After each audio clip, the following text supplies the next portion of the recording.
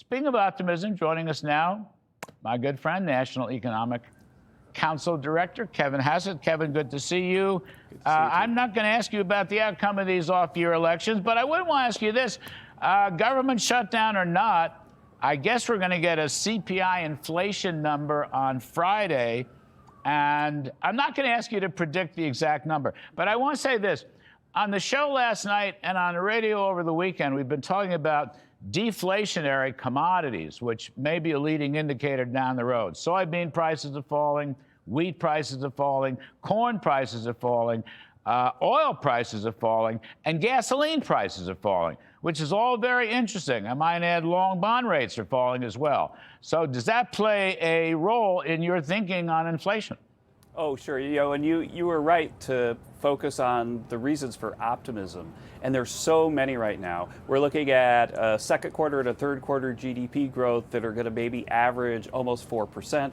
We've got inflation. The GDP deflator was down to 2.1. We're getting inflation numbers on Friday, and the consensus of market people is it's going to be somewhere maybe between 0.2 and 0.3, which is a number that's going to allow the Fed to continue along the path of rate reductions. But the bottom line is that you can sort of wonder, why is this happening? And I think that there are two reasons, Larry.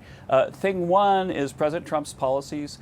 He's going to have raised by the end of this year at least $300 billion in tariffs, and it's the current CEA estimate that over this calendar year compared to last year, the deficit will be reduced by about $600 billion because of all the policies that President Trump has helped Congress enact. And that $600 billion reduction in the deficit, if you go back and look at the academic literature, that's about explains why interest rates are so low. And so then the final thing is, why are we seeing a reduction in inflation in addition to, like, obviously getting interest rates low because of the deficit? And the reason is that the AI productivity boom is totally of the data.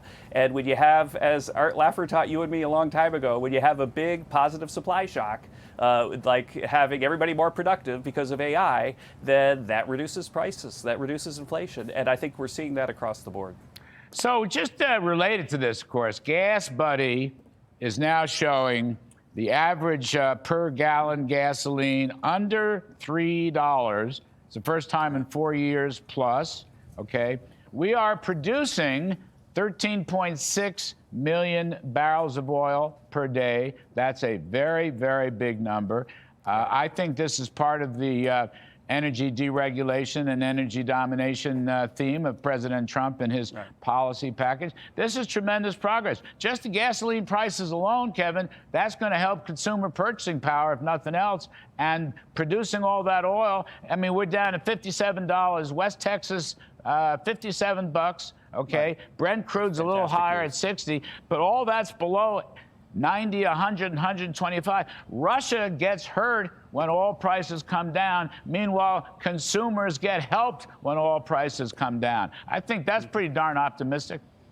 You're right. And the thing I also want to say is that, sure, there's the Schumer shutdown, but I think that everybody, even neutral observers, has said they just are astonished by how much the Trump administration under President Trump's leadership has accomplished in the first half of the year. And so you could say one thing is that the Democrats want to stop our momentum, but they can't do it. They can't do it. There's so much that we can do right now, even though they've got the government shut down. And so thinking about the CPI, one of the places where we've seen things that weren't moving in the direction we would like in the past was food prices. And we've had a really, really big series of meetings where sometime soon there's going to be a really big agricultural policy that's going to help our ranchers, for example. And if you cut all the red tape out that's like costing farmers and ranchers lots and lots of money, then it's good for them and it's good for consumers. And so we are working hard to get inflation down and growth high. And even with the government shutdown, we're not slowing down one bit. So at the Rose Garden lunch today, I was kind of hoping President Trump and Budget Director, our dear friend Russell Vought, would pull the trigger on some additional RIFs and programs. But as it turns out, there's a federal judge in California that has enjoined Russ Vought from pulling any triggers on the budget. Now, that can't last. These are executive authority. If there's no appropriation, the president has the executive authority to make these personnel changes and program changes. But right now, another local judge is stalling this out. Do you think that's going to stop soon? And if this shutdown continues, Kevin, will the trigger be pulled? Will we reduce federal spending much more? Even more. Yeah. So the fact is that Russ Vought is 100% right on the law. His team, it's incredible. And this judge, we expect that the ruling will be overturned soon. And then I think when that happens, it's going to take that for the Democrats to do their constitutional duty and get the government open. But it's like really, really time for them to open the government. And if they want to negotiate about other policies, then President Trump will be happy to negotiate with Democrats. There's calls today. Schumer says we should negotiate. We're not negotiating on keeping the government open. That's their job. They should be doing it. But once the government open, if they want to negotiate, then fine. That's fine. It's absolutely astonishing to me that we're now in the third government shutdown. It's almost like the Democrats understand the momentum that President Trump has, and they're just trying to slow him down with a shutdown. But they're not going to be able to slow us down. It's just not going to happen. It's like icing the kicker, is what they're doing. Icing the kicker. All right. I got one more for you quickly because I got a hot ticket here on set. But I got one more for you quickly.